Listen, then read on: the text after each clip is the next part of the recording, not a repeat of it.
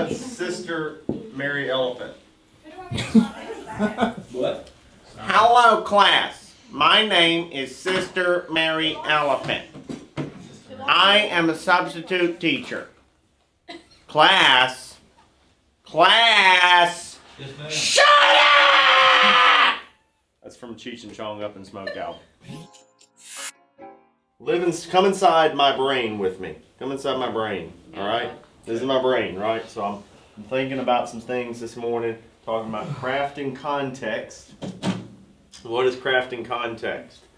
So this is, I'm gonna lead with a weird example. It's gonna sound odd at first, okay? I'm gonna say, Rob, at this point in your life, would you ever steal from someone else? No. Okay. I would have 5 years ago. Now, Rob, if you were starving, living in a car with your family and your kids were hungry, and you were walking by, some fruit stand, nobody was attending it, you don't have any money, your kids are starving to death, would you take an apple to help feed your kids? Honestly, I don't know what I would do in that situation, but I think I would like to improvise more than I would just blatantly steal. Okay. Find some way to starve to death. Yeah, to find some way to... They're going to starve to death, Rob. Would you steal an apple to feed your kids? I would steal an apple to feed my kids. Okay. I would steal an apple to feed my kids, even though go against my morals and principles. Fire Rob because he's not coachable. He's trying to beat the question. Sorry. Jackson, would you steal to feed your wife? I would. Okay. See, what I'm trying to talk about is crafting context. Okay? That's just a broad range example of how you can craft context when you're talking to someone. When you're talking to somebody and they're, you can create the storyline. So when we're talking about coverage and somebody's like, I'm never sick, I don't want to pay this. Do I really need this? I'd rather go with the zero premium plan, whatever. And of course, we can enroll the zero premium plans, that's fine, but you can be an advisor and not just let them default to something just based on being cheap and not understanding context. They're living in this world right now. You can craft the context of, let's imagine 2 or 3 years from now, you get diagnosed with COPD and you have a permanent oxygen tank you have to carry around. Under this plan, you're having to pay 20% of it, but this plan now that you don't want to pay for is going to make it where you can get that from any supplier and everything's paid for and you're not having to worry about it. Let's go a step further and say that you got chemotherapy, you're in chemo and you're having to pay, you start crafting that context, it changes the conversation, right? So, unfortunately, it's real easy for me to tell someone to craft context as part of their pitch if they have a replicable sales model. So let's talk like Josh Lustig or a lot of call centers, it's a replicable sales model. It's absolutely every single sale is some variation of the same conversation. Whereas you guys in here, I'm asking more of you really in the sales sense, because when you're talking to people, you have your grassroots problem solving.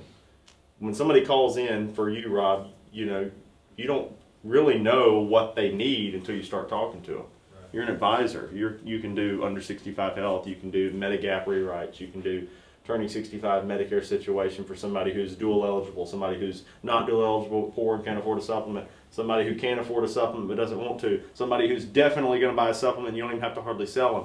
Very different conversations with all these people.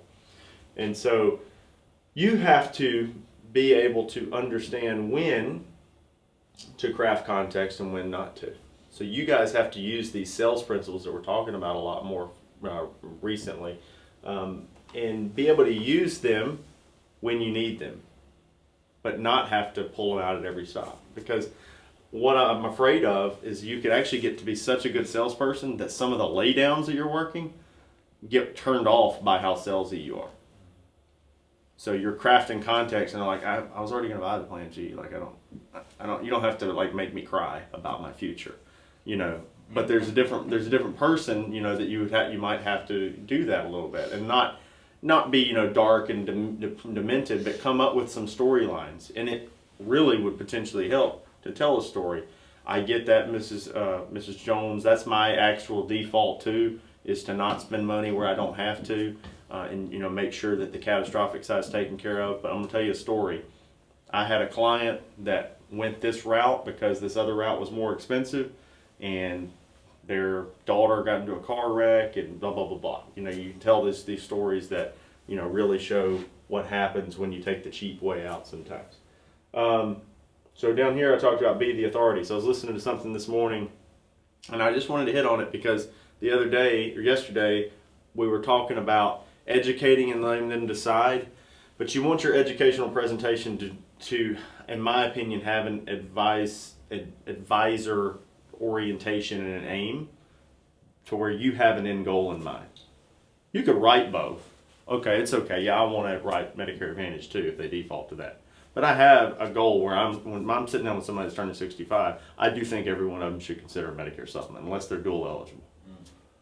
And so my pitch is that, and I don't want to be like, these are the options, I don't know which one's best for you. I want to tell them, this is the best one for you. If I was you, this is what I'd get, hands down, no problem, at the end of it. Now, if 99% of them are not going to back out when you tell them that's what you want. If you still have one that says they can't afford it, you can say, well, we can go with this option, we can see how you like it, and then we can come back and review it in a year or something like that. But that's going to be so few and far between that you're not going to lose enough people in the grand scheme by having the narrative that this is the best option for someone to worry about letting them choose. Plus, you're going to end up spending a whole lot of extra time because they don't know what to do. They came to you to tell them what to do.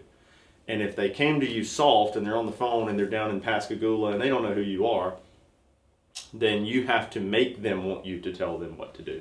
So you have to become that authority. And you become that authority by using some of those tools like creating context, educating, future pacing, all that kind of stuff, to where by the time it's over, when you tell them what to do, they're like, I'm going to do what this guy says because he knows what he's talking about. I feel like I've already bought from him. And, the context of me doing the opposite of what he says scares the shit out of me. So that's what I was wanting to talk about this morning. Creating the context or crafting the context, and then the idea that it's really easy to create the same contextual story and tell it over and over again in a replicable sales model. So if you decide one day, or if we have somebody plugged into where they're running the same Facebook leads all day, or same Google bottom funnel turning 65 leads or whatever, they can actually tell the same stories over and over again. You guys have to be better than that because you don't know what you're walking into. And that's why we do, like when people talk about these big call centers will tell me when I'm consulting, their advisors are doing one app a day. And y'all are doing much more than that. It's because you're better than that. You're much better than that. You're like a Swiss Army knife of information. You're not just a zero plan pusher or a plan G pusher. You can do a lot of different things. Okay? So you're very, very good. So use those skills.